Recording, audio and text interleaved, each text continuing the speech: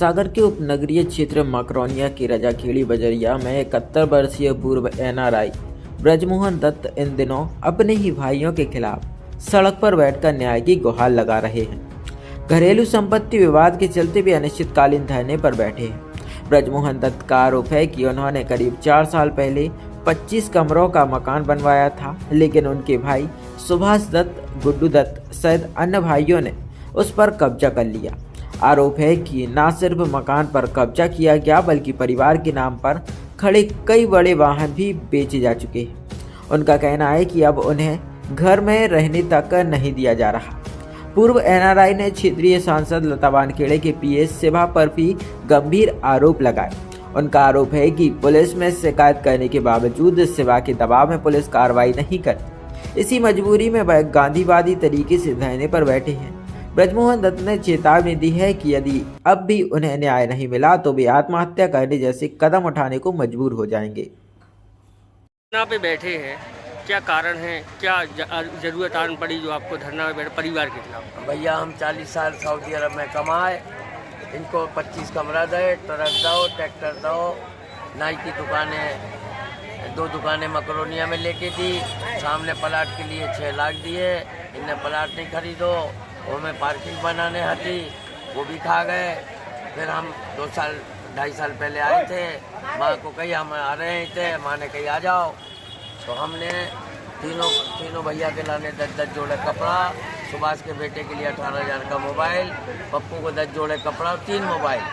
जब हमने कही माँ ट्रक बेच खाए, ट्रैक्टर बेच खाए, 4 एकड़ खेत बेच खाए, एक दुकानिया जिसमें नाई तुम्हें 1500 देता था वो भी बेच दी। अब 8 एकड़ खेत बचो है, एक दुकान मकरोनिया में बची है, 24 कमरा बचे हैं, आप हमें एक पेपर दे दो। तो इनने गुंडा बुलाए, पुलिस बुलाई, हम तो लड़ाई नहीं कर रहे थे, हम अपनी माँ का कुछ ना हो इस करके हम रोते हुए दिल्ली चले गए। अब हम आए हैं तो हमसे छोटे वाले को 4 कमरा दे, वो 30 साल से उतर रह रहा हूँ। तीसरे वाले को 4 दे, उनने 6 में कब्जा कर लो। चौथे वाले को कही तुम भी 4 ले लो। अब ये कह रहे 4 हिस्सा में बांटो, हम फार्म दे, साइन कर दो, आधार दे दो, हम 4 हिस्सा में बांट दे। अब साइन नहीं कर रहे। अब हम खाना देने गए अपनी घरवाली को, गाली दे रहे, इनने हमारा बाथरूम का ग्रीजर काट दो, किचन में नहीं घुसने दे रहे, 25 दिन से बाहर खा रहे। 40 साल इनको हमने पैसा 50-50 1-1 लाख महीना भेजो हैं। अब ये हमारे दुश्मन हो गए। ये शिवा वानखेड़े के काम का पिए है, वो की धमकी दे।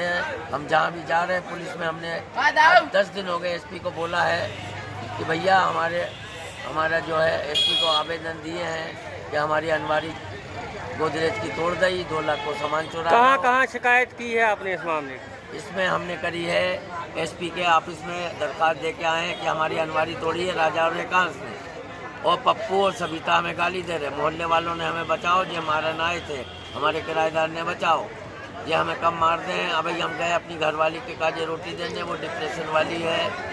नहाने को सुबह गए, इनने ग्रीजर की तार काट दी, 4 कमरे हमरे हैं, हमारा 80,000 का फ्रिज में इनने जूता रखे हैं।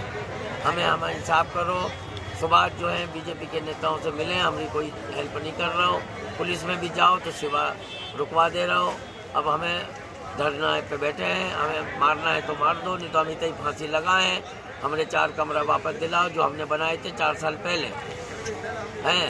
वो के बाद हिस्सा की जो जे के हम मानने को तैयार हैं।